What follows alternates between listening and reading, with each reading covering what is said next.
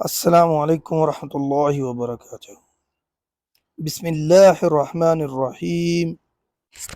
سورۃ الکوثر کا عمل ایک ایسا عمل ہے جو لوگ کرتے ہیں نصیب والے ہو جاتے ہیں، کیونکہ سورۃ الکوثر کے عمل میں اتنی طاقت ہے۔ جن لوگوں نے اللہ کی رضا کے لیے عمل یہ کیا، اللہ تعالیٰ نے ان کو حضور اکرم صلی اللہ علیہ وسلم کی زیارت نصیب فرمائی۔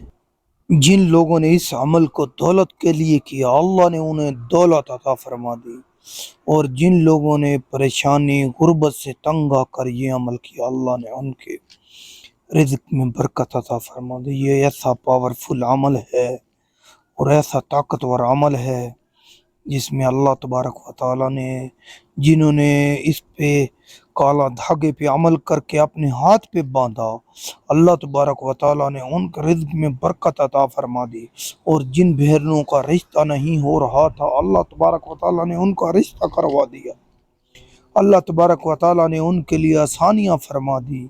یہ ایک ایسا عمل ہے جو بھی کرتے ہیں وہ برکت والے ہو جاتے ہیں۔ اس عمل کے تھرو میں نے دیکھا ہے کہ سینکڑوں لوگ غربت سے نکل کر امیری کی طرف آ گئے۔ چلو میں آپ کو عمل بتانے جا رہا ہوں، یہ ویڈیو کو سکپ مت کرنا، عمل کو غور سے سننا۔ اسی عمل میں اجازت ہے، اس عمل میں اللہ تبارک و تعالیٰ نے سب کچھ رکھا ہوا ہے، اور آپ نے ہر نماز کے بعد مثلاً طور پہ 129 بار سورۃ کوثر کا عمل کرنا ہے، اور اسے جمعرات کے دن شروع کرنا ہے۔ ہاں، جمعرات کے دن، اور لگاتار آپ نے اس عمل کو 41 دن کرنا ہے۔ جب آپ اس عمل کو 41 دن کریں گے تو اللہ تبارک و تعالیٰ آپ کے رزق میں برکت اور رزق میں بہت کچھ عطا فرما دے گا۔